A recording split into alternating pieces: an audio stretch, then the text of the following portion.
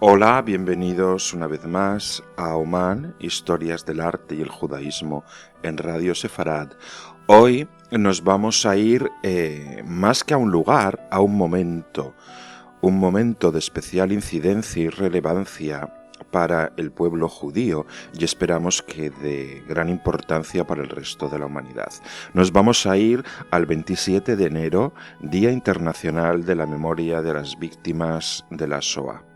Oman ha querido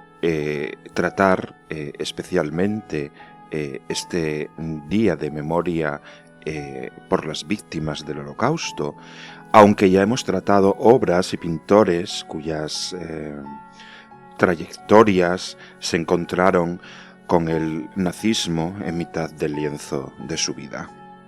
Hemos hablado, por ejemplo, de Charlotte Solomon, aquella pintora alemana asesinada en Auschwitz con 26 años y embarazada. Y hemos hablado también de arte expoliado en varias ocasiones. Hemos glosado artistas que tuvieron la fortuna de poder escapar del acoso nazi, refugiándose temporalmente en países como Estados Unidos. Tal es el caso de Marc Chagall, por solo poner un ejemplo notable. Y hoy, sin embargo, lo que queremos es recordar la bendita memoria de todos estos artistas asesinados, estas personas que se llevó por delante la atrocidad de la Shoah. Unos artistas de todo tipo, emergentes, consagrados, conocidos, anónimos, improvisados, gente que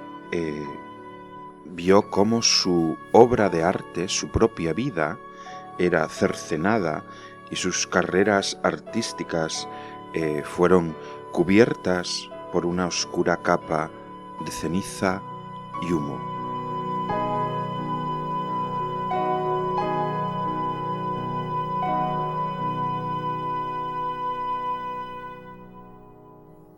El diagrama del mundo artístico en relación con el nazismo se puede ver desde dos puntos de vista, desde el presente, de lo que entonces era presente, y de lo que ya era pasado. Por un lado, tenemos que había un aspecto creativo dentro de la misma barbarie, había artistas e incluso aficionados que se dedicaron a la creación. Y esta creación presente es realizada a través de dos vías. Por un lado, la sátira y por otro lado, el documental. La sátira es, en este caso, un resorte psicológico de autodefensión y autoafirmación que además implica un grito de denuncia. Y la parte documental, la de los fotógrafos, por ejemplo, la de los dibujos de la realidad espantosísima que tenían que vivir, implica una conciencia social comprometida, arriesgada a más no poder, de ineludible valor pedagógico para la historia. Por otra parte, tenemos el pasado, lo que ya era pasado, la obra creada, y en este caso tenemos que hablar del expolio de obras no judías, pero que estaban en las casas de los judíos o en manos de marchantes judíos, como Paul Rosenberg, a quien ya estuvimos tratando en Oman, y por otro lado, las obras judías de pintores judíos que también fueron confiscadas.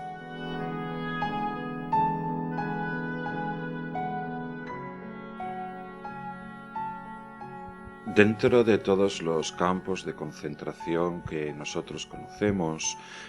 había uno, el de Terezín, en Checoslovaquia, entonces a 50 kilómetros de Praga, que no estaba en los mismos estándares de los campos de concentración que nosotros tenemos en mente. Había allí una concentración y maltrato también de artistas y gente cultural y sobre todo músicos, pero también artistas plásticos. Es el caso, por ejemplo, de Elga Vaisova, que fue internada desde muy joven en este sitio y fue superviviente de 3 campos, ni más ni menos.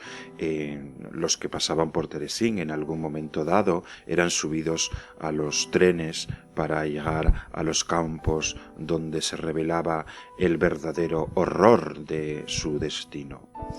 Bueno, ella se dedicó a retratar el horror de Auschwitz y Mauthausen,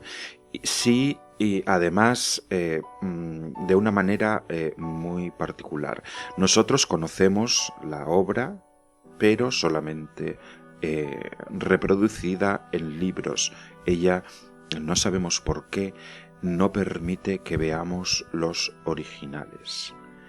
Ella se salvó porque, a pesar de tener 15 años, cuando entró en Auschwitz, fue escogida para trabajar en los campos y no para entrar directamente como los niños a las cámaras de gas.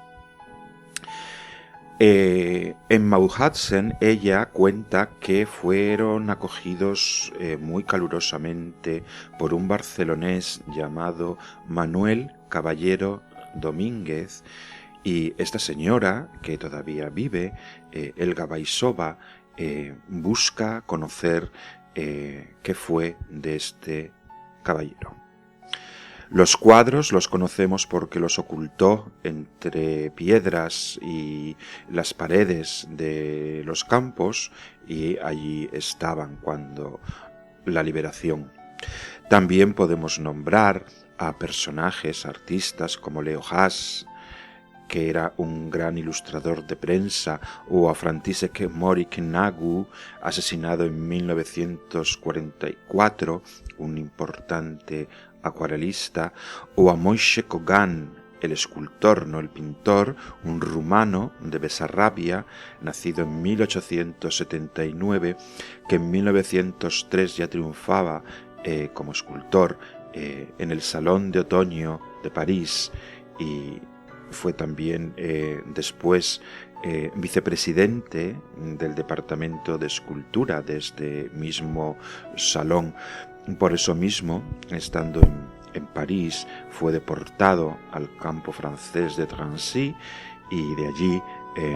enviado a Auschwitz, donde fue asesinado 2 semanas después de haber llegado. Su obra cayó en el olvido por completo hasta que a mediados de los años 60 en Francia su figura fue rehabilitada como uno de los amigos y discípulos de Rodin. Además de los artistas plásticos, los escultores, los pintores, dibujantes, artistas gráficos, todo tipo de representación, estaban también los fotógrafos, como por ejemplo Rudolf Breslauer, nacido el 4 de julio de 1903 y asesinado el 28 de febrero de 1945, un fotógrafo que huyó a Holanda en el 38 con su esposa y 2 hijos, y que fueron internados todos en el campo de Westerbroek, donde fue obligado a fotografiar los campos, y solamente una de sus hijas logró sobrevivir a la barbarie. También Mendel Grossman, nacido el 27 de junio de 1913, que murió asesinado con 32 años, era un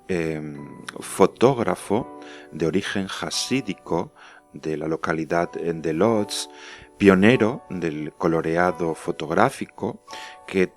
era muy conocido por su gran labor de documentalista de la vida teatral yiddish,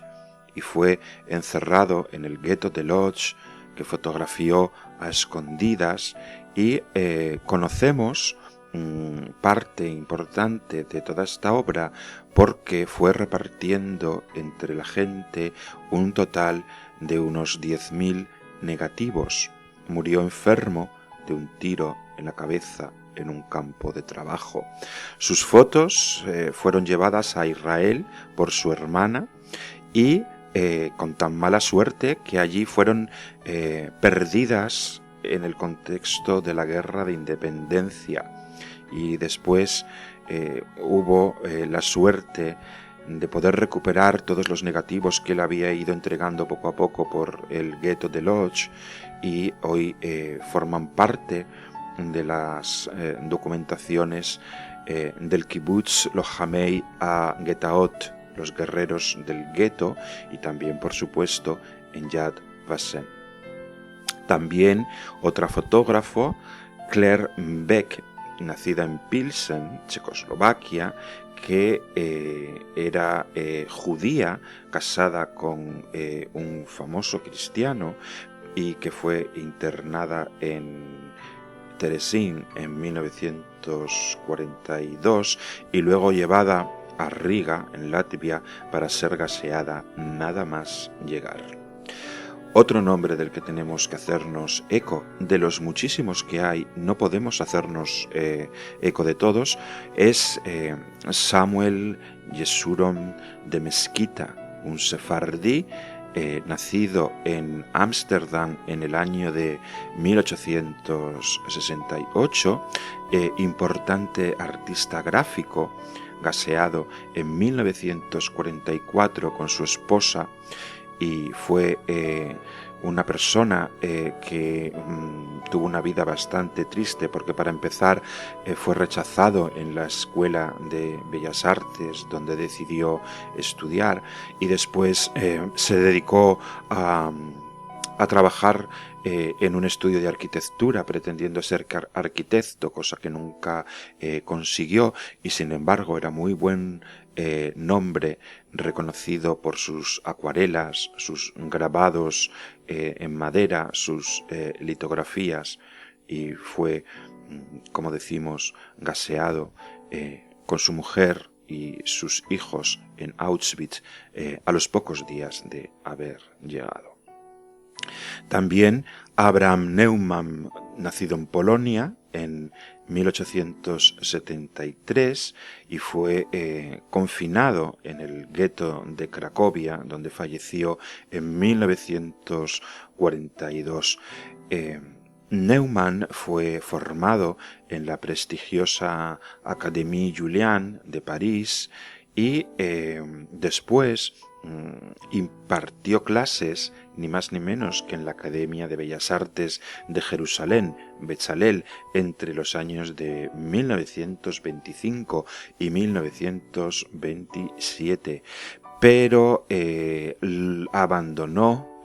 su docencia jerosolimitana para pasar a vivir su desarrollo artístico con un grupo de polacos, que le sirvió pues para tener la mala suerte de ser confinado en el gueto de Cracovia, donde murió por enfermedad bajo las consecuencias de las infrahumanas condiciones de vida de la confinación. Y para terminar, vamos a tener que decir que no solamente estos nombres son víctimas, nosotros mismos somos víctimas del Holocausto, por la sencilla razón de que hemos sido privados de conocer lo que habría podido ser la temática cultural de la vida artística de estos creadores, que no hemos podido conocer porque la mayoría de ellos fueron asesinados en la flor de la vida. Y además somos víctimas nosotros también, no solo por haber tenido que asimilar que no disfrutaremos nunca del arte de esta gente, sino porque con el nazismo También fueron destruidas arquitecturas sinagogales a lo largo de toda Europa, donde se conservaban artefactos de judaica de las más exclusivas escuelas neoclásicas y románticas del siglo XVIII y del siglo XIX, bibliotecas que conservaban manuscritos iluminados desde el siglo XIV y, por supuesto, todas estas vidas en momentos de plenitud creativa que eran unos creadores en plena etapa de desarrollo totalmente cercenado. Y esto ha sido todo por hoy en Aumán, Historias del Arte y el Judaísmo. Nos vemos aquí en la próxima edición con una historia, esperamos en este caso, verdaderamente distinta.